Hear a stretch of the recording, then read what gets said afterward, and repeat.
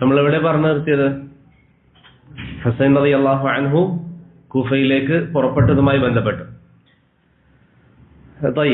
അങ്ങനെ ഹുസൈൻ റളിയല്ലാഹു അൻഹു കൂഫയിലേക്ക് പോകാൻ തന്നെ തീരുമാനിച്ചു. പലരും അദ്ദേഹത്തെ വഴിയിൽ വെച്ചും മറ്റൊക്കെ തടഞ്ഞുവെങ്കിലും ഹുസൈൻ റളിയല്ലാഹു അൻഹു യാത്ര തുടർന്നു. അദ്ദേഹം കൂഫയിലേക്ക് എത്തുന്നതിനിടയിൽ ഞാൻ നേരത്തെ പറഞ്ഞതുപോലെ വഴിയിൽ ചില തടസ്സങ്ങൾ ഉണ്ടായിരുന്നു. ചിലർ അദ്ദേഹത്തെ തടുക്കാൻ ബലമായും മറ്റുമൊക്കെ ശ്രമിച്ചുവെങ്കിലും അദ്ദേഹം ഒന്നിനും വഴിപ്പെടാതെ കൂഫയിലേക്ക് അദ്ദേഹം ചെന്നു. ഏകദേശം ചരിത്രം പറയുന്നതനുസരിച്ച് ഹുസൈൻ റളിയല്ലാഹു അൻഹുവിന് 18,000-ഓളം ആളുകൾ ബൈഅത്ത് ചെയ്യുമെന്ന് പറഞ്ഞിരുന്നു.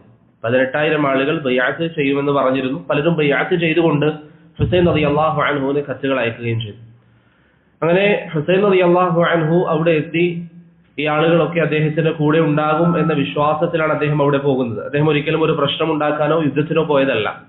ഇതിന് ഏറ്റവും വലിയ തെളിവ് എന്താണ്? യുദ്ധത്തിനാണ് പോകുന്നതെങ്കിൽ അദ്ദേഹത്തിന്റെ കൂടെ ആരുണ്ടാകണം? സൈന്യം ഉണ്ടാകുമായിരുന്നു. അദ്ദേഹത്തിന്റെ കൂടെ കുടുംബം മാത്രമേ ഉള്ളൂ. അദ്ദേഹത്തിന്റെ മക്കൾ, അതുപോലെ തന്നെ കുടുംബത്തിൽപ്പെട്ട പ്രധാനപ്പെട്ട ചില ആളുകൾ മാത്രമാണ് ഹുസൈൻ റളിയല്ലാഹു അൻഹുവിന്റെ കൂടെ ഉണ്ടാകുന്നത്. അങ്ങനെ അവസാനം എന്ത് സംഭവിച്ചെന്നാൽ കൂഫയിലേക്ക് അദ്ദേഹം പ്രവേശിക്കുകയും കർബല എന്ന് പറയുന്ന സ്ഥലത്തെത്തിയപ്പോൾ അദ്ദേഹത്തെ ബലമായി അവിടെ പിടിച്ചു വെക്കുകയും അവസാനം അവിടെ വെച്ച് അദ്ദേഹം അവരുമായി പോരാടുകയും 5,000-ഓളം ആളുകൾ, ഹുസൈൻ റളിയല്ലാഹു അൻഹുവും ഒന്നിച്ചുള്ളവരും 72ഓളം ആളുകൾ, പിന്നെ അദ്ദേഹത്തെ തടയാൻ വേണ്ടി വന്നവരിൽ നിന്ന് 30ഓളം ആളുകൾ ഹുസൈൻ റളിയല്ലാഹു അൻഹുവിന്റെ കൂടെ നിന്നിട്ട് പറഞ്ഞു, ഞങ്ങൾ എങ്ങനെയാണ് ഹുസൈനു നേരെ വാളൂന്നുക എന്ന് പറഞ്ഞ് ഹുസൈൻ റളിയല്ലാഹു അൻഹുവിന്റെ കൂടെ നിന്നു. ഇവർ 100 പേരും, ശത്രുക്കൾ ഏകദേശം 5,000-ഓളം ആളുകളും.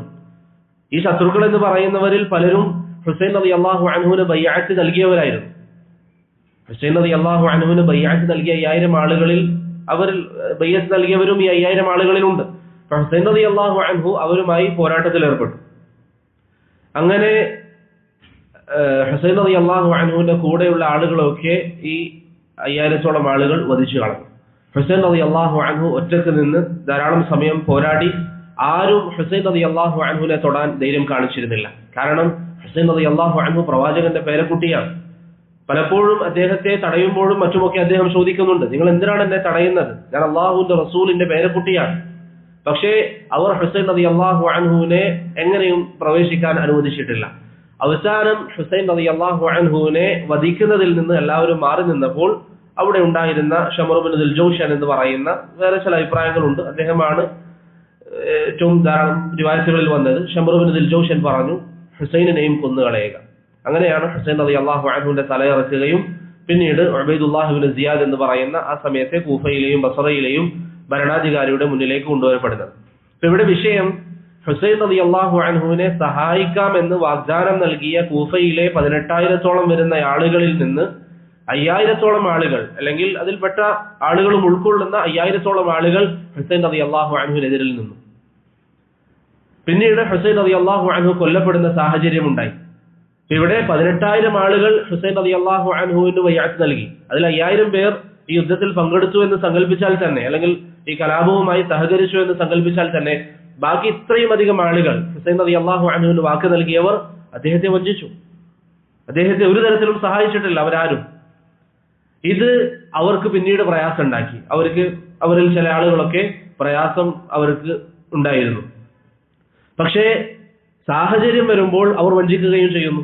അവരിങ്ങനെ വാക്കുകൊണ്ട് എല്ലാവിധ സഹകരണവും നൽകും. അതുകൊണ്ടാണ് ഹുസൈൻ റളിയല്ലാഹു അൻഹുവിന്റെ സഹോദരി സൈനബ് കൂഫയിലേക്ക് പോയപ്പോൾ അവിടുത്തെ സ്ത്രീകളൊക്കെ കരയുന്നത് കണ്ടു. ഹുസൈൻ റളിയല്ലാഹു അൻഹു കൊല്ലപ്പെട്ടതുമായി ബന്ധപ്പെട്ട്, അല്ലെങ്കിൽ കൊല്ലപ്പെട്ടതുമായി ബന്ധപ്പെട്ട്. അപ്പോൾ സൈനബ് റളിയല്ലാഹു അൻഹ ചോദിച്ചു, നിങ്ങളുടെ പുരുഷന്മാർ നിങ്ങളുടെ കുടുംബക്കാരെ വധിച്ചു കളഞ്ഞു, എന്നിട്ട് നിങ്ങൾ കരയുകയാണോ?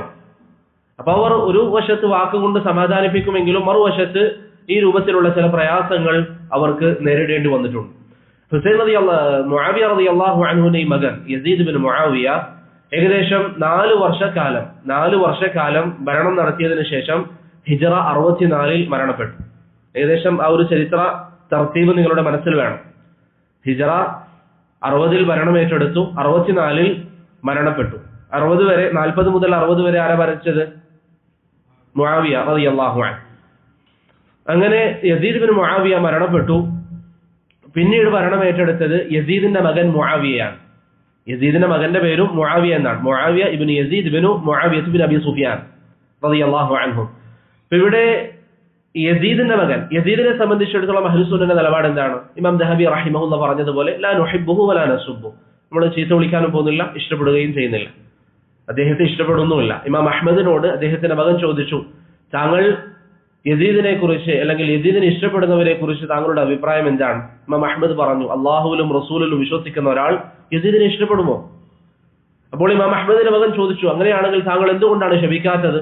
ഇമാം അഹ്മദ് പറഞ്ഞു, മകനോട് ചോദിച്ചു, ഞാൻ ആരെയെങ്കിലും ശപിക്കുന്നത് നീ കണ്ടിരുന്നു എന്ന് പറഞ്ഞാൽ ഇമാം അഹ്മദിന്റെ സ്വഭാവത്തിൽപ്പെട്ടതല്ല ആളുകളെ ശപിക്കുക എന്നുള്ളത്.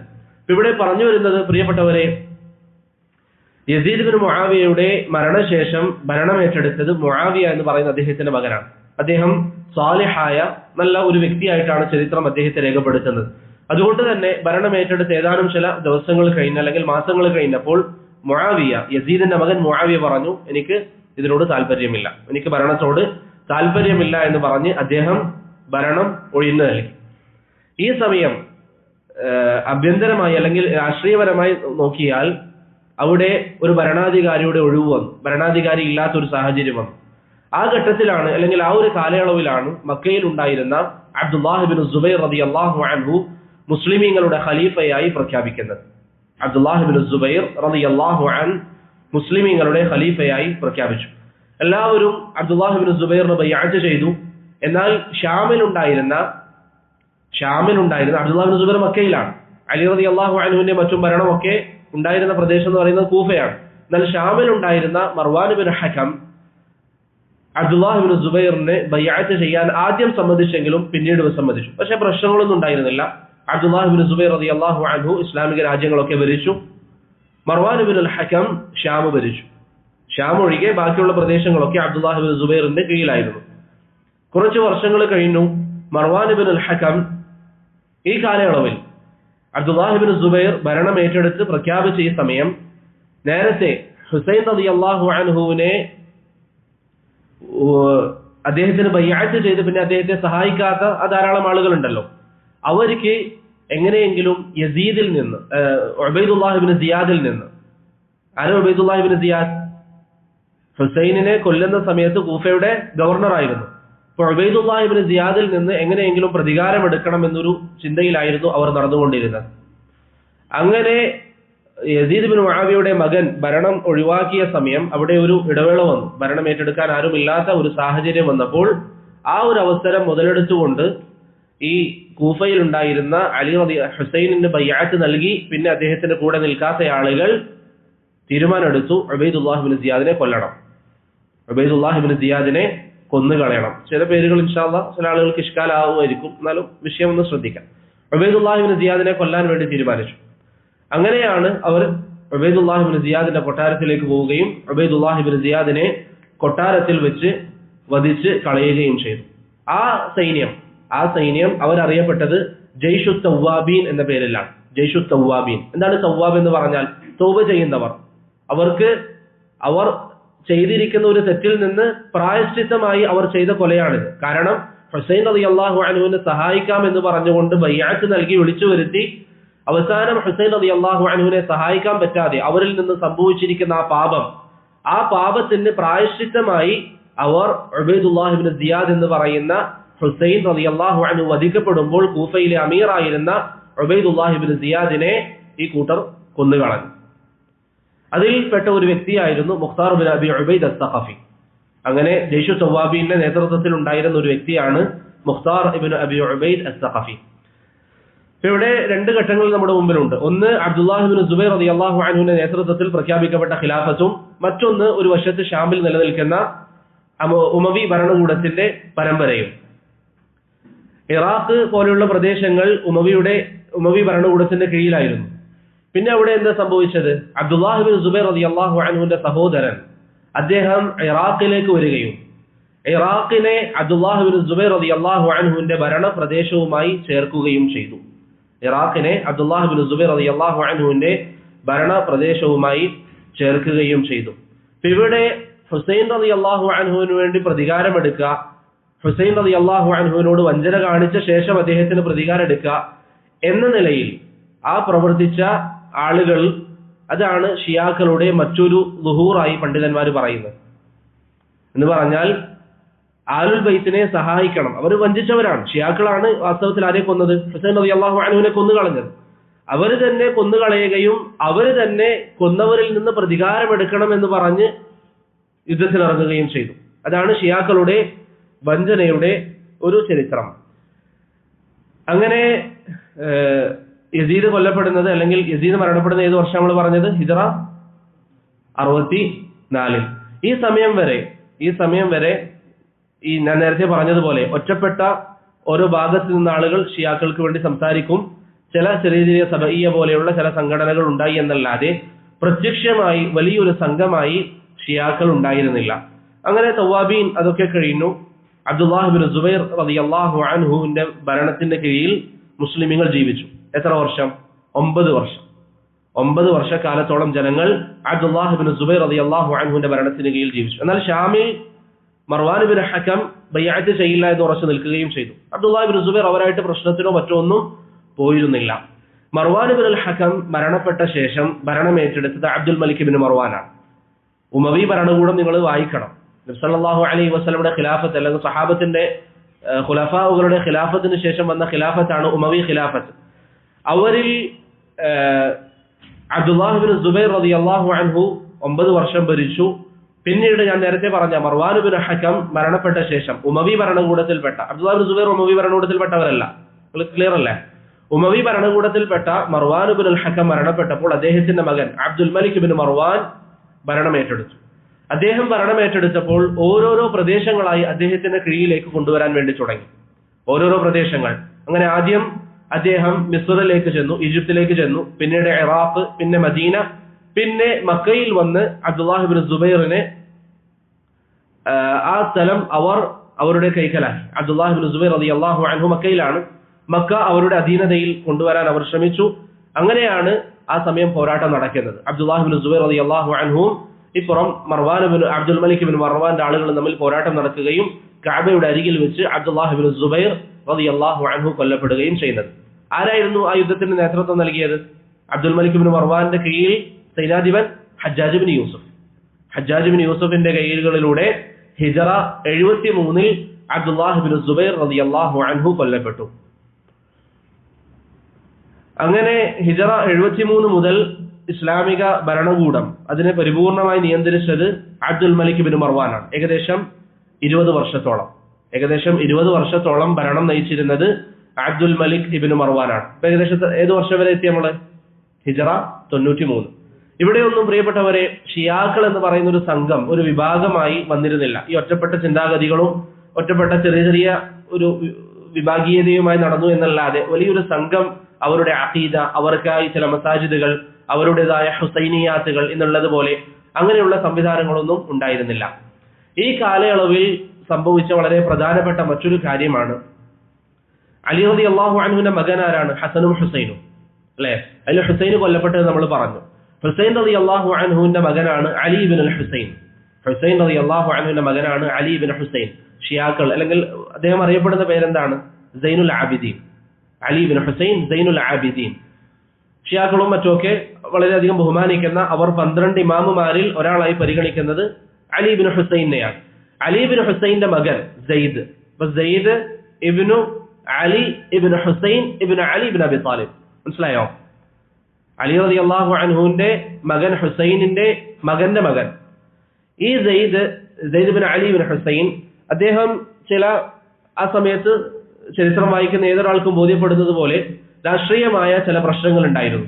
അങ്ങനെ ഉമവി ഭരണാധികാരി ഹിഷാം ബിൻ അബ്ദുൽ മലിക്കും സെയ്ദ് ബിൻ അലി ബിൻ ഹുസൈനും തമ്മിൽ ചില അഭിപ്രായ വ്യത്യാസങ്ങൾ ഉണ്ടായി. ഈ സമയം ചില ആളുകൾ സെയ്ദ് ബിൻ അലി ബിൻ ഹുസൈന്റെ അരികിൽ വന്നിട്ട് പറഞ്ഞു, താങ്കൾ ഏത് വിഷയത്തിന് പോവാണെങ്കിലും താങ്കളുടെ കൂടെ നമ്മൾ സഹകരിക്കാനുണ്ടാകും. നേരത്തെ ഹുസൈൻ റളിയല്ലാഹു അൻഹുവിന് കൂഫക്കാർ നൽകി അതുപോലെ വാഗ്ദാനം. അങ്ങനെ ഹുസൈൻ റളിയല്ലാഹു അൻഹുവിനോട് അവർ ചോദിച്ചു, അതിനു മുമ്പ് ഞങ്ങൾക്കറിയാനുള്ള ഒരു കാര്യം,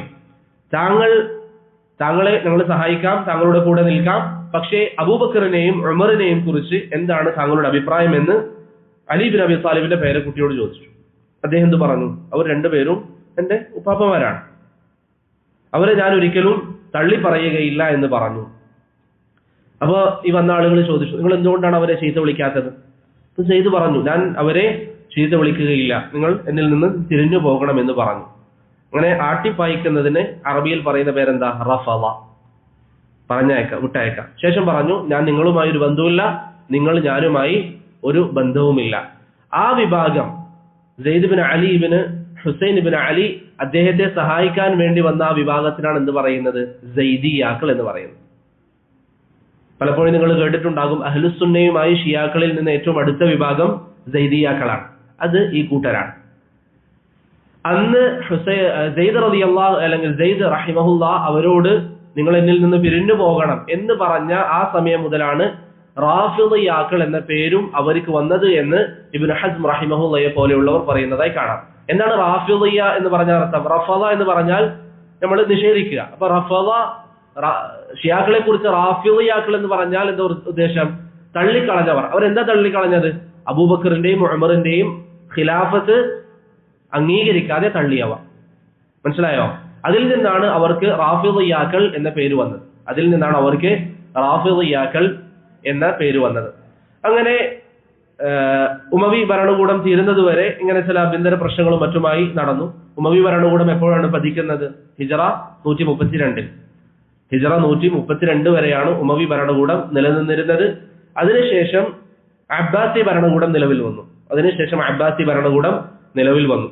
നമുക്ക് സമയം വളരെ കുറവാണ്, അതുകൊണ്ട് പെട്ടെന്ന് പറഞ്ഞു പോകാം.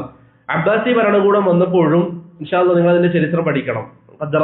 സമയം നമ്മൾ പ്രതീക്ഷിച്ചതുപോലെ ലഭിച്ചില്ല.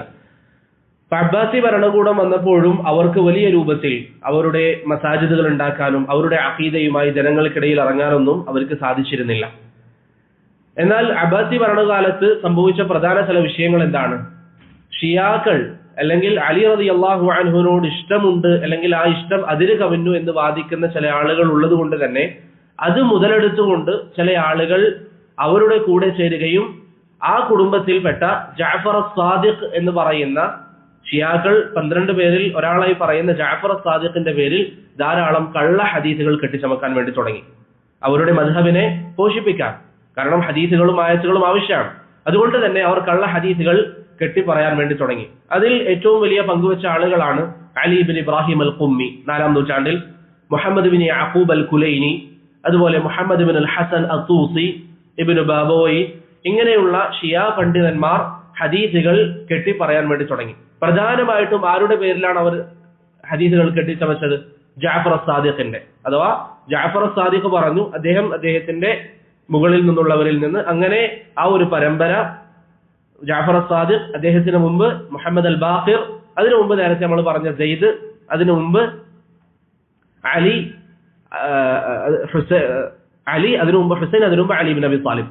ഈ ഒരു തർത്തീബിൽ അവർ ജഅഫർ സാദിഖിന്റെ പേരിൽ ധാരാളം കളവുകൾ കെട്ടിച്ചമക്കുകയും അവരുടെ വാദങ്ങൾ, അവരുടെ പ്രധാന വാദം എന്തായിരുന്നു? ഇമാമത്ത് വാദം സ്ഥാപിക്കാൻ ജഅഫർ സാദിഖ് നബി സല്ലല്ലാഹു അലൈഹി വസല്ലമയിൽ നിന്ന് ഉദ്ധരിച്ചു എന്ന് പറയുന്ന ധാരാളം കള്ള ഹദീസുകൾ അവർ പ്രചരിപ്പിക്കാൻ വേണ്ടി തുടങ്ങി. ഇങ്ങനെ വ്യത്യസ്ത ഘട്ടങ്ങളിലായിട്ടാണ് ഷിയാക്കൾ ലോകത്തേക്ക് കടന്നു വന്നത്. പക്ഷേ അവർക്ക് ചരിത്രത്തിൽ നിങ്ങൾ വായിച്ചു നോക്കിയാൽ അവരുടെ ആശയങ്ങൾ പറയാൻ, അവരുടെ മസാജിദുകൾ സ്ഥാപിക്കാൻ പ്രത്യേകിച്ച് അവസരങ്ങൾ കാര്യമായിട്ടൊന്നും ആദ്യം ലഭിച്ചിരുന്നില്ല. അവർക്ക് ഏറ്റവും വിശാലമായി അവരുടെ ആശയങ്ങളും അവരുടെ അഖീദയും സ്ഥാപിക്കാൻ സാധിച്ചത് സഫവിയ്യ ഭരണകൂടത്തിലൂടെയാണ്. സഫവിയ്യ ഭരണം എന്ന് പറയുന്ന ഹിജറ 907 അഥവാ 10-ാം നൂറ്റാണ്ടിന്റെ പ്രാരംഭത്തിൽ ഒരു ഭരണകൂടം നിലവിൽ വന്നു, സഫവിയ്യ ഭരണം. ആ ഭരണകൂടമാണ് ഷിയാ ആശയം ഏറ്റവും വിശാലമായി പ്രചരിപ്പിക്കാനുള്ള സൗകര്യം ഒരുക്കി കൊടുത്തത്. അങ്ങനെയാണ് ലോകത്ത് ഷിയാക്കൾ ഇത്രയും അധികം വ്യാപിച്ച്, എത്രത്തോളം എന്ന് പറഞ്ഞാൽ ഇന്ന് ഏകദേശം 2 രാജ്യങ്ങളിൽ, പ്രത്യേകിച്ച് ഇറാൻ, അവർ ആളുകൾ കൊണ്ടും ധാരാളമുണ്ട്, അവരാണ് ഭരണം. ഇറാഖിലും ഭാഗികമായി ഭരണം അവർക്കാണ്. ഈ രൂപത്തിൽ അവർ അങ്ങനെ ലോകത്തേക്ക് വ്യാപിക്കാൻ വേണ്ടി അവർക്ക് വാതിലുകൾ തുറന്നു കൊടുത്തത് ഷിഈ ഭരണകൂടമായ സഫവിയ്യ ഭരണകൂടമാണ്. ഇനി നമുക്ക് ഇൻഷാ അല്ലാഹ് അവരുടെ ചില പിഴവുകൾ മാത്രം പെട്ടെന്ന് പറഞ്ഞ് ഇൻഷാ അല്ലാഹ് വിഷയം തീർക്കാം. അവസാനം ഒരു 5 മിനിറ്റ് ആർക്കെങ്കിലും സംശയമുള്ളത് ചോദിക്കാനും. ഷിയാക്കളെ കുറിച്ച് ഞാൻ നേരത്തെ പറഞ്ഞതുപോലെ അവർ ധാരാളം വിഭാഗങ്ങളുണ്ട്. അവരിൽപ്പെട്ട മസ്ഊദി അദ്ദേഹത്തിന്റെ മുറൂജുദ് ദഹബ് എന്ന കിതാബിൽ പറയാണ്, ഷിയാക്കൾ 70-ലധികം കക്ഷികളുണ്ട്. ഷിയാക്കൾ മാത്രം 70-ലധികം കക്ഷികളുണ്ട് എന്ന് അവരുടെ പണ്ഡിതൻ മസ്ഊദി അദ്ദേഹത്തിന്റെ മുറൂജുദ് ദഹബ് എന്ന കിതാബിൽ പറയുന്നതായി കാണാം. ഈ 70-ലധികം കക്ഷികൾ അവരെല്ലാവരും മുസ്ലിമീങ്ങളിൽപ്പെട്ടവരാണോ? അല്ല. എന്നാൽ എല്ലാവരും കാഫിര്യങ്ങളാണോ? അല്ല. വ്യത്യസ്ത രീതികളിൽ അവരിൽ ചിന്തിക്കുന്ന ആളുകളുണ്ട്. ഇപ്പൊ സൈദിയാക്കൾ അവരുടെ അഭിപ്രായമനുസരിച്ച് അബൂബക്കറിന്റെയും ഉമറിന്റെയും ഖിലാഫത്ത് ശരിയാണ്, പക്ഷേ അവരെക്കാളും ശ്രേഷ്ഠനാരാണ്? അലി ബിൻ അബി താലിബാണ്. പക്ഷെ അബൂബക്കറിന്റെയും ഉമറിന്റെയും ഖിലാഫത്ത് ശരിയാണ്, സഹീഹാണ്. അതുകൊണ്ട് അവർ അഹ്ലുസുന്നയുമായി ഏറ്റവും അടുത്തവരാണ്. യമനിൽ ആദ്യമൊക്കെ ധാരാളമായ ആളുകൾ വിശ്വസിച്ചിരുന്ന ഒരു അഖീദ അതാണ്. എന്നാൽ ഈ സൈദിയാക്കളിൽ വേറെ പല വിഭാഗങ്ങളുണ്ട്. അതിൽപ്പെട്ട ഒന്നാണ് ജാറൂദിയ. ആ ജാറൂദിയ വിശ്വാസമാണ് ഇന്നത്തെ യമനിലെ ഹൂസികൾ സ്വീകരിക്കുന്ന വിശ്വാസം. ജാറൂദിയ അത് കുഫറാണ്. ആ വിശ്വാസം കുഫറൻ വിഷയങ്ങൾ ഉൾക്കൊള്ളുന്നതാണ്. അതുകൊണ്ട് തന്നെ ജാറൂദിയാക്കൾ അറിയപ്പെടുന്നത് റാഫിദത്തു സൈദിയ എന്നാണ്. റാഫിദത്തു സൈദിയ, സൈദിയാക്കളിൽപ്പെട്ട റാഫിദിയാക്കൾ. മനസ്സിലാവുണ്ടോ? പെട്ടെന്ന് പറയുന്നതുകൊണ്ട് ഇൻഷാ അല്ലാഹ് ഒരു ഇഷ്കാലാവരുത്, സംശയങ്ങളുടെ പിന്നെ ചോദിക്കണം. ഇവിടെ ഷിയാക്കൾ 70-ലധികം കക്ഷികളുണ്ട് എന്ന് പറയുമ്പോൾ അതിലെല്ലാവരും അഹ്ലുസുന്നയുടെ അല്ലെങ്കിൽ അഹ്ലുസുന്ന അല്ല, മുസ്ലിമീങ്ങളുടെ വിശ്വാസത്തിലുള്ളവരല്ല. ചിലർ കാഫിര്യങ്ങളാണ്. ഉദാഹരണത്തിന് നുസൈരിയാക്കൾ, ബാസനിയാക്കൾ, ബഹായിയാക്കൾ, ബാബിയാക്കൾ, ദുറൂസ്, ഖറാമിസ, ദുറൂസ് എന്നും ലുബ്നാനിലും മറ്റുമുണ്ട്, ഖറാമിസകൾ, ഇങ്ങനെയുള്ള വ്യത്യസ്തമായ കക്ഷികളുണ്ട് ഷിയാക്കളിൽ തന്നെ. അവരൊക്കെ കാഫിര്യങ്ങളാണ്.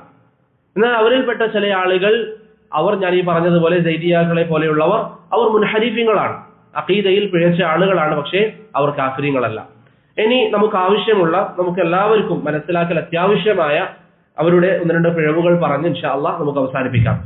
ഇന്ന് നാം ഷിയാക്കൾ എന്ന് പറഞ്ഞാൽ അതുകൊണ്ട് പ്രധാനമായി ഉദ്ദേശിക്കുന്ന വിഭാഗത്തിന്റെ പേരെന്താണ്? ഇസ്ന അശരിയാക്കൾ. ഇസ്ന അശരിയാക്കൾ അഥവാ 12 ഇമാമുമാരെ വെക്കുകയും ആ ഇമാമുമാർക്ക് എല്ലാവിധ പവിത്രതയും നൽകുന്ന വിഭാഗം. അവരാരൊക്കെയാണ്? പെട്ടെന്നൊന്ന് അവരുടെ പേരുകൾ വായിക്കാം. ഒന്ന് അലി ബിൻ അബി താലിബ്, രണ്ടാമത്തേത് ഹസൻ ഇബ്നു അലി, മൂന്നാമത്തേത് ഹുസൈൻ ഇബ്നു അലി. അപ്പൊ അവരുടെ വിശ്വാസം അനുസരിച്ച് ആദ്യം അലി ബിൻ അബി താലിബ്, പിന്നെ അദ്ദേഹത്തിന് 2 മക്കൾ. പിന്നെ മക്കൾ ആരായിരിക്കണം? ഏറ്റവും മുതിർന്ന മകൻ മാത്രമേ ഉപ്പയിൽ നിന്ന് ഖിലാഫത്ത് അല്ലെങ്കിൽ ഇമാമത്ത് സ്വീകരിക്കാൻ പറ്റൂ. ഇതാണ് അവരുടെ വിശ്വാസം. അതുകൊണ്ട് തന്നെ Ali bin Abi Talib, Hasan bin Ali, Husain bin Ali, Ali Zainul Abidin, Muhammad al Baqir, Jafar al Sadiq, Musa al Kazim, Ali al Rida, Muhammad al Jawad, Ali al Hadi, al Hasan al Askari. അവസാനമായി വന്ന അവരുടെ ഇമാം ഹസൻ അസ്കരിയാണ്. എന്ത് സംഭവിച്ചു? 11ാമത്തെ അവരുടെ ഇമാമിന് കുട്ടി ജനിച്ചിട്ടില്ല. 11ാമത്തെ ഷിയാക്കളുടെ ഇമാമിന് കുട്ടി ജനിച്ചിട്ടില്ല. ഷിയാക്കൾ ആകെ പ്രയാസത്തിലായി. ഇനി എന്ത് പറയും? കാരണം മക്കളായിട്ട് വരേണ്ട കാര്യമാണ്. അവർ പറയുന്നത് അള്ളാഹു അവർക്ക് അറിയിച്ചു കൊടുത്തതാണ്, ഇമാമുമാരിലൂടെ മാത്രമേ ദീന സ്വീകരിക്കാൻ പറ്റൂ. അപ്പൊ 11ാമത്തെ ഇമാമിന് മക്കളില്ല. അങ്ങനെ അവരുണ്ടാക്കിയ ഒരു കഥാപാത്രമാണ് മുഹമ്മദ് ബിൻ അൽ ഹസൻ അൽ അസ്കരി. അവർ പറഞ്ഞു, അല്ല, അദ്ദേഹത്തിന് മകനുണ്ടായിട്ടുണ്ട്, പക്ഷേ അദ്ദേഹം സാമിറ എന്ന് പറയുന്ന, ഇറാനിലെ സാമിറ എന്ന് പറയുന്ന സ്ഥലത്ത് ഒരു ഗുഹയിൽ അദ്ദേഹം ഒളിച്ചിരിക്കുകയാണ്. അദ്ദേഹത്തിന് സമയമായാൽ അദ്ദേഹം പുറത്തേക്ക് വരും. ഇതാണ് ആരുടെ വിശ്വാസം? ഷിയാക്കളുടെ വിശ്വാസം. ഇതാണ് ഷിയാക്കളുടെ വിശ്വാസം. ഈ 12 ഇമാമുമാരെ അംഗീകരിക്കുന്നത് കൊണ്ടാണ് എന്ത് പറയുന്നത്? ഇസ്നൈ അശരിയാക്കൾ എന്ന് പറയുന്നത്. ഇസ്നൈ അശരിയാക്കൾ എന്ന് പറയുന്നത്. അവരുടെ പിഴച്ച വിശ്വാസങ്ങളിൽ ഏറ്റവും പ്രധാനപ്പെട്ടത് ഖുർആനിലുള്ള അവരുടെ വിശ്വാസമാണ്. ഖുർആനിലുള്ള അവരുടെ വിശ്വാസമാണ്. എന്താണ് ഷിയാക്കളുടെ ഖുർആനിലുള്ള വിശ്വാസം? ഇത് സഹോദരങ്ങളെ ഞാൻ പെട്ടെന്ന് ഉണർത്തുകയാണ്. ഞാൻ നേരത്തെ പറഞ്ഞതുപോലെ ഇതൊക്കെ നമ്മൾ പറയുമ്പോൾ ഇതിന്ന് ആരും സ്വീകരിക്കാത്തൊരു മദ്ഹബല്ലേ എന്ന് ചിന്തിക്കരുത്. 2 രാജ്യങ്ങൾ നിലനിൽക്കുന്ന, അതിനേക്കാളും അപകടം ഷിയാക്കൾ എന്തെങ്കിലും ചെയ്യുമ്പോഴേക്ക് അവരെ പുകഴ്ത്തുന്ന പല ആളുകളും നമ്മുടെ നാട്ടിലുണ്ട്. അപ്പൊ നമ്മൾ ചിന്തിക്കുക അവരുടെ വിശ്വാസം എന്താണ്. ഖുർആനിന്റെ വിഷയത്തിൽ ഷിയാക്കളുടെ വിശ്വാസം ഖുർആന് തെളിവല്ല. നമ്മുടെ ഖുർആൻ അവരുടെ വിശ്വാസം അത് തെളിവല്ല. ഇത് നമ്മൾ പറയുന്നതല്ല. അവരുടെ കാഫി, നമ്മുടെ ബുഖാരി പോലെ അവരുടെ കാഫിയിൽ കുലൈനി പറയുന്നു, ഇന്നൽ ഖുർആന ലാ യകൂനു ഹുജ്ജതൻ ഇല്ലാ ബിഖയ്യിം. ഖയ്യിം ഇല്ലാതെ അഥവാ വിധി നൽകുന്ന ഒരാളില്ലാതെ ഖുർആനിന്റെ ആയത്തുകൾ തെളിവല്ല. ആരാണ് വിധി നൽകുന്ന ആളുകൾ? ഇവർ ഈ പറയുന്ന 12 ഇമാമിങ്ങൾ. ഇവർ ഈ പറയുന്ന 12 ഇമാമിങ്ങൾ അംഗീകരിച്ചാൽ മാത്രമേ ഖുർആനിന്റെ ആയത്ത് തെളിവാവുകയുള്ളൂ എന്നതാണ് അവരുടെ വാദം. അതുപോലെ അവർ പറയുന്ന മറ്റൊരു വാദമാണ് ബിഹാറുൽ അൻവാറിൽ അവരുടെ മജ്ലിസി എന്ന് പറയുന്ന പണ്ഡിതൻ പറയുന്നു, ഖുർആൻ ആർക്കെങ്കിലും പഠിക്കാൻ ആഗ്രഹമുണ്ടെങ്കിൽ മയ്യബ്തഗി ഇൽമഹു ഇൻദ ഗൈരി അലി ഫഖദ് ഹലക്. അലി റളിയല്ലാഹു അൻഹുവിൽ നിന്നല്ലാതെ ആരെങ്കിലും ഖുർആൻ പഠിക്കുകയാണെങ്കിൽ അവൻ നശിച്ചവനാണ്. അപ്പൊ അവരുടെ വാദം ഖുർആൻ തെളിവല്ല. ഇനി അത് തെളിവാകണമെങ്കിലുള്ള മാനദണ്ഡം എന്താണ്? അലി റളിയല്ലാഹു അൻഹു ബാക്കിയുള്ള ഇമാമിങ്ങളും പഠിപ്പിച്ചിരിക്കണം. അതല്ലെങ്കിൽ ഖുർആൻ തെളിവല്ല എന്നതാണ് അവരുടെ വിശ്വാസം. അവർ ഏത് വിശ്വാസവും, ഷിയാക്കളുടെ പിഴവുകൾ ഇൻഷാ അല്ലാഹ് നമ്മൾ സൂചിപ്പിച്ചതാവട്ടെ അല്ലാത്തതാവട്ടെ, ഏത് വിശ്വാസവും അവർക്ക് എന്തുമായി ബന്ധമുണ്ടാകും? ഇമാമിയത്തുമായി ബന്ധമുണ്ടാകും. അവരുടെ ഖളിയത്തുൽ ഇമാമ എന്ന് പറയുന്ന വിഷയവുമായി ബന്ധമുണ്ടാകും. കാരണം അവരെപ്പോഴും ശ്രമിച്ചത് എന്തിനാണ്? പ്രവാചകന് ശേഷം ഖിലാഫത്തിന് ഏറ്റവും അർഹതയുള്ള വ്യക്തി ആരാണ്? അലി ബിൻ അബി ത്വാലിബാണ്. അതുകൊണ്ടെല്ലാം അവർ ദുർവ്യാഖ്യാനിക്കേണ്ടി വന്നു.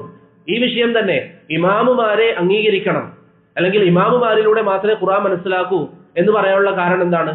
സ്വാഭാവികമായി ഇമാമത്താണ് ദീനിന്റെ അടിസ്ഥാനം എന്ന് പറയുമ്പോൾ അവരോട് ആളുകൾ ചോദിക്കും, അങ്ങനെയാണെങ്കിൽ എന്തുകൊണ്ട് ഈ ഖുർആനിൽ ഇമാമത്തിനെ കുറിച്ച് പരാമർശമില്ല? അപ്പൊ അവർ പറഞ്ഞു, ഈ ഖുർആനിലുള്ള ആയത്തുകൾ നിങ്ങൾക്ക് മനസ്സിലാകാത്തത് കൊണ്ടാണ്. ഈ ഖുർആനിൽ അതിനെക്കുറിച്ചൊക്കെ ഉണ്ട്, അതെങ്ങനെയാ നിങ്ങൾക്ക് മനസ്സിലാകാം? അവരുടെ ഇമാമുമാർ വിശദീകരിച്ചു തരണം. അത് ഈ ജാഫർ സാദിഖിന്റെയും മറ്റും പേരിൽ അവർ കള്ളക്കഥകൾ കെട്ടിച്ചമക്കുകയും ചെയ്തു. അപ്പൊ അത് നോക്കിയാൽ അതിലുണ്ട് ഇമാമുമാരുള്ള സൂചന ആയത്തുകളുടെ തഫ്സീറിൽ. അതുകൊണ്ടാണ് അവർ അവരുടെ ഇമാമുമാർക്ക് മാത്രമേ ഇത് മനസ്സിലാവുകയുള്ളൂ എന്ന് പറയുന്നു. അതുകൊണ്ട് തന്നെ ഖുർആനിന്റെ വിഷയത്തിലുള്ള അവരുടെ വിശ്വാസം അവരുടെ ഇമാം അംഗീകരിച്ചാൽ അല്ലാതെ തെളിവാവുകയില്ല. അവരുടെ ഇമാമുമാർക്ക് മാത്രമേ ഇത് മനസ്സിലാകൂ. തീർന്നില്ല. ഇന്ന് നമ്മുടെ മുമ്പിൽ കാണുന്ന ഖുർആൻ ഇത് പരിപൂർണമല്ല, അതാണ് അവരുടെ വിശ്വാസം. ഷിയാക്കൾ പറയുന്നത് നാം ഇവിടെ ഓതുന്ന ഖുർആൻ അത് പരിപൂർണമല്ല, മറിച്ച് അതിൽ കൈകടത്തലുകൾ നടന്നിട്ടുണ്ട്. എങ്ങനെയാണ് കൈകടത്തലുകൾ നടന്നത്? അവർ പറയുന്നു, ചില ആയത്തുകൾ നിഷേധിച്ചു, ചില ആയത്തുകളെ അധികരിപ്പിച്ചു. തയ്യിബ്, എന്താണ് നിങ്ങൾക്ക് ആ വിഷയത്തിൽ പറയാനുള്ള അല്ലെങ്കിൽ ഒരു വിശദീകരണം എന്താണ്? തബറസി അവരുടെ പണ്ഡിതൻ, തബറസി എന്ന് പറയുന്ന അവരുടെ പണ്ഡിതൻ പറയുന്നു, അലി ബിൻ അബി ത്വാലിബ് റളിയല്ലാഹു അൻഹു പ്രവാചകന്റെ വഫാത്തിന് ശേഷം അദ്ദേഹം ഖുർആനൊക്കെ ക്രോഡീകരിക്കുകയും സഹാബത്തിന്റെ അരികിൽ വരികയും ചെയ്തു. അബൂബക്കറും ഉമറും ഒക്കെ ആ ഖുർആൻ എടുത്ത് നോക്കിയപ്പോൾ അതിൽ കാണുന്നത് എന്താ? അബൂബക്കറിനെ കുറ്റം പറയുന്നു, ഉമറിനെ കുറ്റം പറയുന്നു, അബൂ ഉബൈദയെ കുറ്റം പറയുന്നു. ഇത് കണ്ടപ്പോൾ അബൂബക്കർ പറഞ്ഞു, ഈ ഖുർആൻ ഞങ്ങൾ അംഗീകരിക്കുകയില്ല. അപ്പൊ അലി ബിൻ അബി ത്വാലിബ് പറഞ്ഞു, എന്നാൽ ഈ ഖുർആൻ ഞാൻ സൂക്ഷിക്കും, നിങ്ങൾ ഇന്ന് ജീവിതത്തിൽ ഇത് കാണുകയുമില്ല. ഇത് അവരുണ്ടാക്കിയ കഥയാണ്. അങ്ങനെ അബൂബക്കർ റളിയല്ലാഹു അൻഹുവിന്റെ കാലം കഴിഞ്ഞു. ഉമർ ഇബ്നുൽ ഖത്താബ് റളിയല്ലാഹു അൻഹു അലിയോട് പറഞ്ഞു, ആ ഖുർആൻ കൊണ്ടുവരണം. അത് കത്തിക്കാൻ വേണ്ടി ഉമർ തീരുമാനിച്ചു. പക്ഷെ അലി റളിയല്ലാഹു അൻഹു അത് വിസമ്മതിച്ചതായി, അവർ ഒരു കഥയുണ്ടാക്കിയതായി നമുക്ക് കാണാൻ സാധിക്കും. അപ്പൊ അവര് പറയുന്നത് എന്താ? യഥാർത്ഥ ഖുർആൻ അലി ബിൻ അബി ത്വാലിബിന്റെ കയ്യിലുണ്ടായിരുന്നു, പക്ഷെ സഹാബികൾ അത് സ്വീകരിക്കാൻ കൂട്ടാക്കിയില്ല. അതുകൊണ്ട് തന്നെ ഇന്ന് നമ്മുടെ മുമ്പിൽ കാണുന്ന ഈ 30 ജുസ് ഉള്ള ഖുർആൻ അത് അള്ളാഹു അവതരിപ്പിച്ച ഖുർആനിന്റെ 1/3 ഭാഗം മാത്രമേ ഉള്ളൂ. അള്ളാഹു അവതരിപ്പിച്ച ഖുർആനിന്റെ 1/3 ഭാഗം മാത്രമേ ഉള്ളൂ. തയ്യിബ്, അവരോട് ചോദിക്കുക, ഖുർആനിൽ ശരിയായി അങ്ങനെ ആയത്തുകൾ ഉണ്ടായിരുന്നോ ഇമാമത്തിനെ കുറിച്ച്? അവർ പറയും ഉണ്ടായിരുന്നു. തെളിവെന്താണ്? ഫൈൻ തനാസഅതും ഫീ ഷൈഇൻ, നിങ്ങൾക്ക് എന്തെങ്കിലും അഭിപ്രായ വ്യത്യാസം ഉണ്ടായാൽ ഫറുദ്ദൂഹു ഇലല്ലാഹി വർ-റസൂൽ എന്ന് പറയുന്ന ആയത്തുണ്ട്. ആ ആയത്തിൽ അവർ പറഞ്ഞു അത് ശരിക്ക് ഫറുദ്ദൂഹു ഇലല്ലാഹി വർ-റസൂലി വൽ അഇമ്മ എന്നായിരുന്നു. അല്ലാഹുവിലേക്കും റസൂലിലേക്കും അവരുടെ ഇമാമിങ്ങളിലേക്കും മടക്കുക എന്നായിരുന്നു. ആ അഇമ്മ എന്ന പദം എവിടെ പോയി? അബൂബക്കറും ഉമറും അത് ഒഴിവാക്കി. ഉസ്മാൻ റളിയല്ലാഹു അൻഹു അത് ഒഴിവാക്കി. വകദാലിക ജഅൽനാകും ഉമ്മതൻ വസത, അല്ലേ? നമുക്കറിയാം ഖുർആനിലെ ആയത്താണ്. അവർ പറഞ്ഞു ആ ആയത്തിന്റെ ഉദ്ദേശം, കുറച്ചധികം സമയം എടുത്തോട്ടെ, നമസ്കാരം 5 മിനിറ്റ്. വകദാലിക ജഅൽനാകും ഉമ്മതൻ വസത, ഉമ്മതൻ എന്ന് പറയുന്നത് അവർ പറഞ്ഞു അവിടെ ഉമ്മത്തല്ല, ശരിക്ക് അഇമ്മതൻ എന്നായിരുന്നു. പക്ഷെ അബൂബക്കറും ഉമറും കൈകടത്തലുകൾ നടത്തിയതാണ്. ഇങ്ങനെ ധാരാളക്കണക്കിന് ആയത്തുകൾ അവർ അവരുടെ ഭാഗം ന്യായീകരിക്കാൻ വേണ്ടി പ്രിയപ്പെട്ടവരെ വാദിച്ചതായി നമുക്ക് കാണാൻ സാധിക്കും. അതുകൊണ്ട് തന്നെ ഷിയാക്കളിൽപ്പെട്ട വളരെ പ്രധാനപ്പെട്ട ഒരു പണ്ഡിതനാണ് ഹുസൈൻ അന്നൂരി അത്തബറസി. ഞാൻ നേരത്തെ പറഞ്ഞ അദ്ദേഹത്തിന് ഒരു കിതാബുണ്ട്, ഫസ്ലുൽ ഖിസാബ് ഫി തഹ്രീഫ് കലാമി റബ്ബിൽ അർബാബ്. അള്ളാഹുവിന്റെ ഈ കലാം, പരിശുദ്ധ ഖുർആനിൽ നടന്നിരിക്കുന്ന കൃത്രിമങ്ങൾ, കൈകടത്തലുകൾ എന്ന പേരിൽ അദ്ദേഹം ഒരു കിതാബ് എഴുതുകയും ഈ പറയപ്പെട്ട വികൃതമായ വാദങ്ങൾ അതിൽ സ്ഥാപിക്കുകയും ചെയ്തതായി നമുക്ക് കാണാൻ സാധിക്കും. അതുപോലെ അവർ പറയുന്നത് യഥാർത്ഥ ഖുർആനിൽ അബൂബക്കറിനെ ശപിച്ചുകൊണ്ട് തബ്ബത് യദാ അബീ ലഹബിൻ വതബ്, തബ്ബത് യദാ അബീ ബക്രിൻ വതബ്, തബ്ബത് യദാ ഉമർ വതബ് എന്നായിരുന്നു ഖുർആനിൽ ഉണ്ടായിരുന്നത്. അത് അബൂബക്കറും ഉമറും ഒഴിവാക്കിയതാണ് എന്ന് അവർ പറയുന്നതായി നമുക്ക് കാണാം.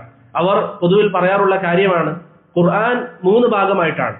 ഒന്ന് സുലുസുൻ ഫീന, ഒരു ഭാഗം ഞങ്ങളെ പുകഴ്ത്തിക്കൊണ്ട് അഥവാ ഷിയാക്കളെ, വസുലുസുൻ ഫി അഅദാഇന, ഒരു ഭാഗം നമ്മുടെ ശത്രുക്കളുടെ വിഷയത്തിൽ അഥവാ അബൂബക്കർ ഉമർ ബാക്കിയുള്ള സഹാബികൾ, വസുലുസുൻ ഫിൽ അഹ്കാമി വൽ ഖിസസ്, ബാക്കിയുള്ള വിധിവിലക്കുകൾ. അവർ പറയുന്നു ഇന്ന് നാം കാണുന്ന ഈ ഖുർആൻ അത് ഈ 3/1 ഭാഗമാണ്, അഥവാ അഹ്കാമും ഖിസസും, ചരിത്രങ്ങളും വിധിവിലക്കുകളും. നമ്മുടെ വിഷയത്തിലുള്ളതും നമ്മുടെ ശത്രുക്കളുടെ വിഷയത്തിലുള്ളതും അബൂബക്കറും ഉമറും ഒക്കെ ഒഴിവാക്കി എന്നുള്ളതാണ് അവരുടെ വാദം. ഇത് അവരുടെ പൂർവ്വകാല പണ്ഡിതന്മാർ എഴുതിയിരിക്കുന്ന കിതാബുകളിലൊക്കെ പറഞ്ഞിട്ടുണ്ട്. കുലൈനി പറഞ്ഞിട്ടുണ്ട്, അലി ഇബ്നു ഇബ്രാഹിം അൽ ഖുമ്മി, അയ്യാഷ്, തബറസി, ഫറാസ്, അതുപോലെ അജ്നാൻ അൽ ബഹ്റാനി, യൂസുഫ് അൽ ബഹ്റാനി, അതുപോലെ അൽ മജ്ലിസി, ഇങ്ങനെ അവരുടെ എല്ലാ പണ്ഡിതന്മാരും പറഞ്ഞിരിക്കുന്ന കാര്യമാണ് ഈ ഒരു ആശയം. ഇവിടെയൊക്കെ നാം മനസ്സിലാക്കേണ്ടത് ഖുർആൻ തെറ്റാണ് എന്നവർ പറയാൻ അവരെ കൊണ്ടുവരുന്ന വിഷയം ഇമാമത്താണ്. കാരണം ആളുകൾ ചോദിക്കാൻ തുടങ്ങി, നിങ്ങൾ ഖുർആൻ അംഗീകരിക്കുന്നു, എന്തുകൊണ്ടാണ് ഖുർആനിൽ ഇമാമത്തില്ലാത്തത്, എന്തുകൊണ്ടാണ് ഖുർആനിൽ ഇമാമത്തില്ലാത്തത്? അപ്പൊ അവരുടെ മറുപടി, ഈ ഖുർആനിൽ കൈകടത്തലുകൾ നടന്നിട്ടുണ്ട്. ഈ മറുപടി പറഞ്ഞാൽ അവർ സേഫാണ്. ഈ മറുപടി പറഞ്ഞാൽ പിന്നെ മറ്റു ചോദ്യങ്ങൾ അവരോട് ചോദിക്കാൻ അവരുടെ അനുയായികൾക്ക് സാധിക്കില്ല. ഇപ്പൊ സ്വാഭാവികമായി അഹ്ലുസുന്ന അവരോട് ചോദിച്ചു, അങ്ങനെയാണെങ്കിൽ യഥാർത്ഥ ഖുർആൻ എവിടെയുള്ളത്? അവരതിന് പേര് വിളിക്കുന്നത് മുസ്ഹഫ് ഫാത്തിമ, അതെവിടെയാണുള്ളത്? അപ്പൊ അവർ പറയുന്നത് അത് അവരുടെ ഇമാമിന്റെ കയ്യിൽ. ഞാൻ നേരത്തെ പറഞ്ഞ ജനിക്കാത്ത മുഹമ്മദ് ഇബ്നുൽ ഹസൻ അൽ അസ്കരി സർദാർ സാമുറയിൽ സഹറാനിലുള്ള ആ ഗുഹയിൽ താമസിക്കുന്നു എന്ന് അവർ അവകാശപ്പെടുന്ന ആ ഗുഹയിൽ മുഹമ്മദ് ഇബ്നുൽ ഹസൻ അൽ അസ്കരിയുടെ കൂടെ ആ ഖുർആനുണ്ട്. അദ്ദേഹം അവസാന നാളിൽ വരുമ്പോൾ ആ ഖുർആനിന്റെ പരിപൂർണ്ണ കോപ്പിയുമായി വരും എന്നതാണ് അവരുടെ വാദം. നമ്മുടെ ഖുർആനിൽ എത്ര ആയത്തുകളാണ്? 6000 ചില്ലാനം. അവരുടെ ഖുർആനിൽ 17,000-ഓളം ആയത്തുകളുണ്ട്, 17,000-ഓളം ആളുകളുണ്ട്. ഇതാണ് ആയത്തുകളുണ്ട്. ഇതാണ് അവരുടെ വാദം. രണ്ടാമത്തെ അവരുടെ പ്രധാനപ്പെട്ട വാദം സഹാബത്തിനെ ഒന്നടങ്കം തക്ഫീർ നടത്തുക. എല്ലാ സഹാബികളും കാഫിറാണ്. എന്താണ് കാരണം? അബൂബക്കർ റളിയല്ലാഹു അൻഹുവിന്റെയും ഉമറിന്റെയും ഖിലാഫത്ത് അവർ അംഗീകരിച്ചു. അലീന് കൊടുക്കേണ്ട ഇമാമത്ത് ഇവർ അപഹരിച്ചെടുത്തപ്പോൾ അതിനെ അംഗീകരിച്ചുകൊണ്ട് ബാക്കിയുള്ള സഹാബികൾ മിണ്ടാതിരുന്നു. അതുകൊണ്ട് ഈ സഹാബികൾ എല്ലാവരും കാഫിരീങ്ങളാണ്. അവരുടെ ഖുമൈനി എന്ന് പറയുന്ന, സമീപകാലം ചത്തുപോയ അവരുടെ ഖുമൈനി എന്ന് പറയുന്നവൻ അവന്റെ കശ്ഫുൽ അസ്റാർ എന്ന ഗ്രന്ഥത്തിൽ പറയുന്നതായി കാണാം, ഖുർആനിൽ കൈകടത്തലുകൾ നടത്തിയ, ശരീഅത്തിൽ വലിയ അബദ്ധങ്ങൾ കാണിച്ച വ്യക്തികളാണ് അബൂബക്കറും ഉമറും. ആ ഖുമൈനിയുടെ ഖബറിടത്തിൽ പോയി ഖാലിദ് മിഷാൽ എന്ന് പറയുന്ന ഹമാസിന്റെ ഒരു നേതാവ് പൂചണ്ടുകൾ വെക്കുകയും ശേഷം പറഞ്ഞു, ഹമാസിന്റെ റൂഹിന്റെ നേതാവ് ഈ ഖുമൈനിയാണ്. ഈ ഖുമൈനിന്റെ വാദം അബൂബക്കറും ഉമറുമാണ് ദീനിൽ ഈ പറയുന്ന പ്രശ്നങ്ങളൊക്കെ ഉണ്ടാക്കിയത്. ഞാൻ ദീർഘിപ്പിക്കുന്നില്ല. മൂന്നാമത്തെ വിശ്വാസം ബിദ. അവർക്കൊരു വിശ്വാസമുണ്ട്, അഖീദത്തുൽ ബിദ. ബിദ എന്ന് പറഞ്ഞാൽ അള്ളാഹുവിന് ഒരു കാര്യം തോന്നും, ചെയ്യണമെന്ന് തോന്നും, അല്ലെങ്കിൽ അള്ളാഹു വിധിക്കും, പിന്നീട് അള്ളാഹുവിന് തോന്നും അത് വേണ്ടായിരുന്നു. ലാ ഇലാഹ ഇല്ലല്ലാഹ്. അള്ളാഹുവിനെ കുറിച്ച് ഷിയാക്കളുടെ വിശ്വാസം അതാണ്. അള്ളാഹുവിന് ഒരു കാര്യം ചെയ്യണമെന്ന് തോന്നും, പിന്നീട് അത് വേണ്ടായിരുന്നു തോന്നും. അതെന്താണ്? ആ വാക്കിലേക്ക് അവർ എത്തിച്ചത് എന്താണ്? ഞാൻ നേരത്തെ പറഞ്ഞതുപോലെ അവരുടെ വിശ്വാസം അനുസരിച്ച് ഒരു വ്യക്തി, അവരുടെ ഇമാമിയങ്ങൾ, ഈ 12 ഇമാമിയങ്ങളിൽ അവരുടെ തർത്തീബ് എന്താണ്? ഒരു വ്യക്തി മരണപ്പെട്ടാൽ അദ്ദേഹത്തിന്റെ മക്കളിൽ മൂത്ത പുത്രനാണ് അടുത്ത വിലായത്ത് ഏറ്റെടുക്കേണ്ടത്. ഇതായിരുന്നു അവരുടെ വിശ്വാസം. ഇതിലാണ് അവർ വന്നു നിന്നിരുന്നത്. ജഅഫർ സാദിഖിന്റെ മൂത്ത മകൻ ഇസ്മായിൽ ജഅഫർ സാദിഖിന്റെ കാലഘട്ടത്തിൽ തന്നെ മരണപ്പെട്ടു. അവരാകെ പരിഭ്രാന്തിയിലായി. കാരണം അവരുടെ വാദം അനുസരിച്ച് ജഅഫർ സാദിഖിന് ശേഷം ഏറ്റെടുക്കേണ്ടത് ഇസ്മായിലാണ്. ഇസ്മായിൽ മരണപ്പെട്ടു. അപ്പൊ അവർ റിവായത്ത് ഉണ്ടാക്കി. എന്താണ് അവരുടെ റിവായത്ത്? അവരുണ്ടാക്കി, ജഅഫർ സാദിഖ് അദ്ദേഹത്തിന്റെ ചെറിയ മകൻ അബ്ദുള്ളയെ വിളിച്ചുകൊണ്ട് പറഞ്ഞു, അല്ലാഹു സുബ്ഹാനഹു വ തആലക്ക് ഇപ്പോൾ ഒരു കാര്യം തോന്നിയിരിക്കുന്നു, നിന്നെയാണ് എനിക്ക് ശേഷം ഏറ്റെടുക്കേണ്ടത് എന്ന്. അതുകൊണ്ട് നീ അല്ലാഹുവിന് ശുക്ർ ചെയ്യുക. ഈ ഒരു വാദം അവർ പറഞ്ഞു. അങ്ങനെ അവർ പറഞ്ഞു, ജഅഫർ സാദിഖിന് ശേഷം അദ്ദേഹത്തിന്റെ മൂത്ത മകനല്ലാതെ ചെറിയ മകനെ തെരഞ്ഞെടുക്കാമെന്ന തീരുമാനത്തിലേക്ക് അവരെത്തി. പക്ഷെ എല്ലാ ഷിയാക്കളും അത് അംഗീകരിച്ചിരുന്നില്ല. കാരണം അവരുടെ വിശ്വാസം അനുസരിച്ച് ഈ 12 ഇമാമിയങ്ങൾ എന്നുള്ളത് അള്ളാഹുവിൽ നിന്ന് അവർക്ക് ലഭിച്ച കാര്യമാണ്. അതുകൊണ്ട് തന്നെ ജഅഫർ സാദിഖ് മുതൽ താഴോട്ട് അവർ വീണ്ടും ഭിന്നിച്ചു. ജഅഫർ സാദിഖ് തൊട്ട് താഴോട്ട് ഭിന്നിച്ചു. ജഅഫർ സാദിഖിന്റെ മൂത്ത മകൻ അദ്ദേഹം മരിച്ചുവെങ്കിലും അദ്ദേഹത്തെയാണ് നാം ഇമാമായി അംഗീകരിക്കേണ്ടത്. അതുകൊണ്ട് ഇസ്മായിൽ മരിച്ചുവെങ്കിൽ ഇസ്മായിലിന്റെ മൂത്ത മകൻ മുഹമ്മദിനെ ഇമാമായി അംഗീകരിച്ചുകൊണ്ട് ഇസ്മായിലിലേക്ക്, മരിച്ച ആ വ്യക്തിയിലേക്ക് ചേർത്തുകൊണ്ട് ഇസ്മായിലിയ എന്ന് പറയുന്ന ഒരു വിഭാഗമുണ്ടായി ഷിയാക്കളിൽപ്പെട്ട. എന്നാൽ ബാക്കിയുള്ള ഷിയാക്കൾ, അതുകൊണ്ട് തന്നെ ഇസ്മായിലിയാക്കൾ ജഅഫർ സാദിഖിന് ശേഷമുള്ള ഇമാമിമാരില്ലേ, നമ്മൾ പറഞ്ഞ 12 ആളുകളിൽ അവരെ ആരും അംഗീകരിക്കുന്നില്ല, ഇസ്മായിലിയാക്കൾ. എന്നാൽ ബാക്കിയുള്ള ഷിയാക്കൾ ഈ വിഭാഗത്തെയൊക്കെ അംഗീകരിക്കുന്നവരാണ്. അപ്പോൾ ഇൻഷാ അല്ലാഹ് കൂടുതൽ പഠിക്കണം. അവസാനത്തെ വിഷയം അവരുടെ പിഴച്ച വിശ്വാസങ്ങളിൽപ്പെട്ടതാണ് മഹ്ദിയുടെ കാര്യത്തിലും അതുപോലെ റജഅ എന്ന് പറയുന്ന വിശ്വാസം. അഹ്ലുസുന്നയുടെ വിശ്വാസം അനുസരിച്ച് ആരാണ് മഹ്ദി? അവസാന നാളിൽ നബി സല്ലല്ലാഹു അലൈഹി വസല്ലമയുടെ പേരുള്ള പ്രവാചകന്റെ കുടുംബത്തിൽ നിന്ന് ഒരു വ്യക്തി വരും. അതാണ് അഹ്ലുസുന്നയുടെ വിശ്വാസം. ഇവരുടെ വിശ്വാസം ആ ജനിക്കാതെ പോയ മുഹമ്മദ് ഇബ്നുൽ ഹസൻ അൽ അസ്കരി, ആ സർദാബിലുള്ള ഗുഹയിലുള്ള ആ വ്യക്തിയാണ് മഹ്ദി.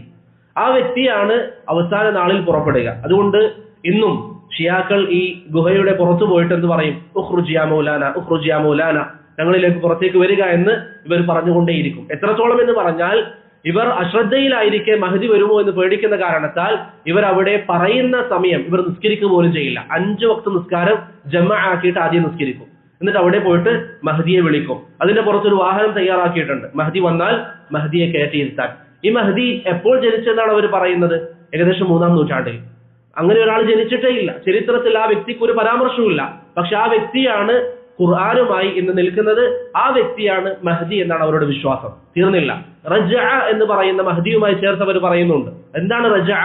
അവർ പറയുന്നു മഹദി വന്നു കഴിഞ്ഞാൽ അബൂബക്കറിനെയും ഉമറിനെയും ഒക്കെ പുനർജീവിപ്പിക്കും. അതുപോലെ അവരുടെ നേതാക്കന്മാരെയും പുനർജീവിപ്പിക്കും. എന്നിട്ട് അബൂബക്കറിനെയും ഉമറിനെയും കരിച്ചു കളയും.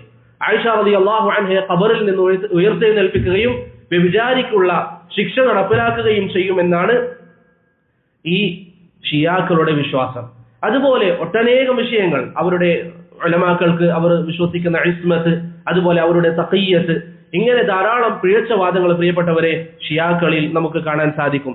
സമയം കുറവായതുകൊണ്ട് ഞാൻ അധികം ദീർഘിപ്പിക്കുന്നില്ല. അതുകൊണ്ട് എനിക്ക് അവസാനമായി എന്റെ സഹോദരങ്ങളോട് പറയാനുള്ളത്, നിങ്ങൾ ഇവരെ കുറിച്ച് കൂടുതൽ പഠിക്കണം. ഈ പിഴച്ച വിശ്വാസങ്ങൾ പേറുന്ന ആളുകളെ കുറിച്ച് നിങ്ങൾ കൂടുതൽ പഠിക്കണം. എന്തിനാണ് പഠിക്കുന്നത്? ഞാൻ ആവർത്തിച്ച് പറയട്ടെ, ഇത് പഠിക്കുന്നതിന്റെ ഏറ്റവും വലിയ ഉദ്ദേശം, ഇവർ നമ്മുടെ നാട്ടിലുണ്ട്. ഷിയാക്കൾ ഏകദേശം എന്നോട് കഴിഞ്ഞ ദിവസം ഈ വിഷയത്തിൽ അത്യാവശ്യം പഠനം നടത്തിയ ഒരു വ്യക്തി പറഞ്ഞത്, കേരളത്തിൽ മാത്രം 20,000-ത്തിലധികം ഷിയാക്കൾ കഴിഞ്ഞ ദിവസങ്ങളിൽ എന്തോ ഒരു പരിപാടി നടത്തിയതായി പറഞ്ഞിരുന്നു. അത്രയും അധികം ഷിയാക്കൾ കേരളത്തിലുണ്ട്. കൊണ്ടോട്ടി നേർച്ച നടത്തുന്നതും മറ്റുമൊക്കെ ഷിയാക്കളുമായി ബന്ധപ്പെട്ട ആളുകളാണെന്നുള്ളത് വ്യക്തമാണ്. അവർ പിടിച്ചു നടന്ന കൊടിയിലും മറ്റുമൊക്കെ ആ പേരുകളും മറ്റൊക്കെ എഴുതിയിരുന്നു. ഇനി അതൊക്കെ വിട്ടുകളഞ്ഞാലും നാമുമായി ബന്ധപ്പെട്ട, നമ്മളുമായി ബന്ധപ്പെട്ട എത്രയോ ആളുകൾ ഈ ഷിയാക്കളെ പുകഴ്ത്തുകയും ഈ ഷിയാക്കളാണ് ഇസ്ലാമിന്റെ രക്ഷകരെന്ന് പറയുകയും ഒക്കെ ചെയ്യുമ്പോൾ എത്രമാത്രം ഗുരുതരമായ വാദമാണ്. ഞാൻ നേരത്തെ പറഞ്ഞതുപോലെ ഹമാസിനെ പല ആളുകളും പുകഴ്ത്തുന്നു. ഈ ഹമാസ് പറയുന്നത് ഞങ്ങളുടെ നേതാവ് ഖുമൈനിയാണെന്നാണ്.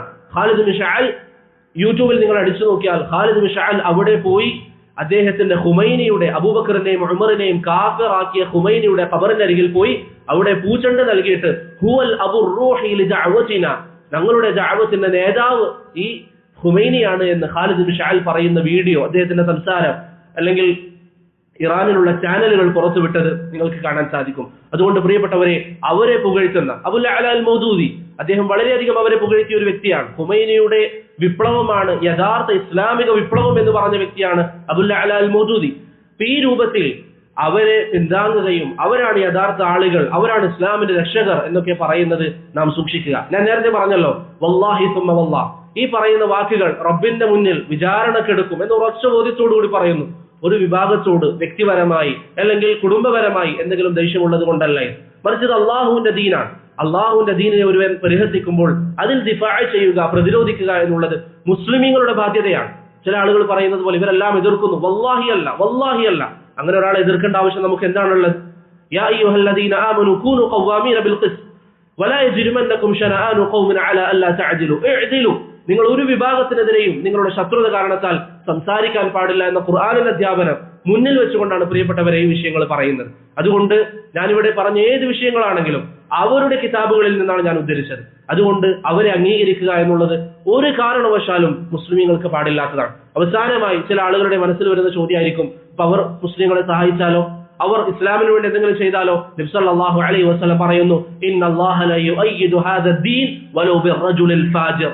വൃത്തികെട്ടവനെ കൊണ്ടാണെങ്കിൽ പോലും അല്ലാഹു സുബ്ഹാനഹു വ തആല ഈ ദീനിനെ സഹായിക്കും. അങ്ങനെ വിശ്വസിക്കുക എന്നല്ലാതെ അബൂബക്കറിനെയും ഉമറിനെയും ചീത്ത പറയുന്ന, സഹാബത്തിനെ ഒന്നടങ്കം കാഫിറാക്കുന്ന ഒരുവനുമായി നമുക്ക് ബന്ധമില്ല. ഇപ്പൊ ജമാഅത്തെ ഇസ്ലാമിയുടെ ചില നേതാക്കന്മാർ അവർ പറയാറുണ്ട്, നമ്മൾ യൂസുഫ് ഖർദാവിയെ പോലുള്ള ആളുകൾ വളരെ വ്യക്തമായി പറഞ്ഞതാണ്, ഷിയാക്കളുമായി അഹ്ലുസുന്ന ഒന്നിച്ചു നിൽക്കണം.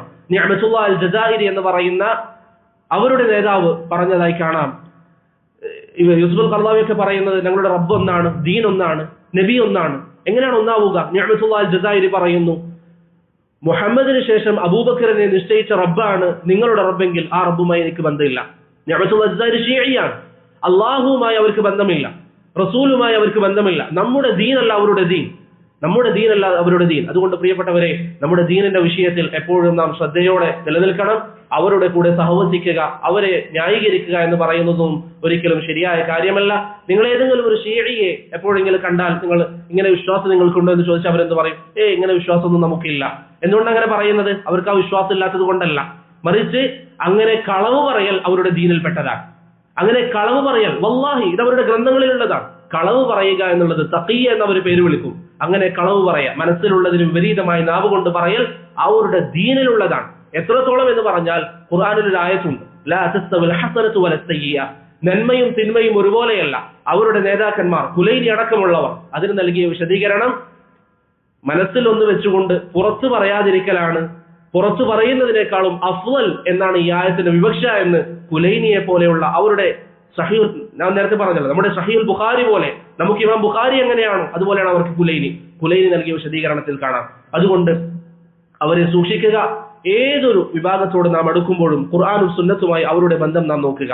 ഖുർആനും സുന്നത്തുമായി ബന്ധമുള്ളവരാണെങ്കിൽ അവരോട് നാം ബന്ധം വെക്കണം. അവർ നമ്മെ ഒഴിവാക്കിയാലും നമ്മെ കുറ്റം പറഞ്ഞാലും അവരെ നമ്മൾ സ്നേഹിക്കണം, അവരെ നാം ഇഷ്ടപ്പെടണം. എന്നാൽ ഖുർആനും സുന്നത്തുമായി ബന്ധമില്ലാത്തവരാണെങ്കിൽ, ഇസ്ലാമിന്റെ എതിരായി പ്രവർത്തിക്കുന്ന ഹവയുടെ ആളുകളാണെങ്കിൽ, അവർ എത്ര അടുത്ത കുടുംബമാണെങ്കിലും അള്ളാഹുവിന്റെ ദീനിന് വേണ്ടി ദിഫാ ചെയ്യുക എന്നുള്ളത് നമ്മുടെ ഉത്തരവാദിത്തമാണ്. അള്ളാഹു സുബ്ഹാനഹു വ തആല നന്നായി ദീന് മനസ്സിലാക്കാനും ദീനിന് വേണ്ടി പ്രതിരോധിക്കാനും നമുക്ക് ഏവർക്കും തൗഫീഖ് നൽകി അനുഗ്രഹിക്കുമാറാകട്ടെ. വ്യക്തിപരമായ വിഷയങ്ങളിൽ പ്രതികാരമെടുക്കുന്നതിന് പകരം അള്ളാഹുവിന്റെ ദീനിന് വേണ്ടി പ്രതികാരമെടുക്കാൻ അള്ളാഹു നമുക്ക് ഏവർക്കും തൗഫീഖ് നൽകി അനുഗ്രഹിക്കുമാറാകട്ടെ. അവസാനം റബ്ബിനെ കണ്ടുമുട്ടുമ്പോൾ അള്ളാഹു തൃപ്തിപ്പെടുന്ന അവസ്ഥയിൽ അള്ളാഹുവിനെ കണ്ടുമുട്ടാൻ അള്ളാഹു നമുക്ക് ഏവർക്കും തൗഫീഖ് നൽകി അനുഗ്രഹിക്കുമാറാകട്ടെ. സല്ലല്ലാഹു അലാ മുഹമ്മദിൻ വഅലാ ആലിഹി വസഹ്ബിഹി വസല്ലം.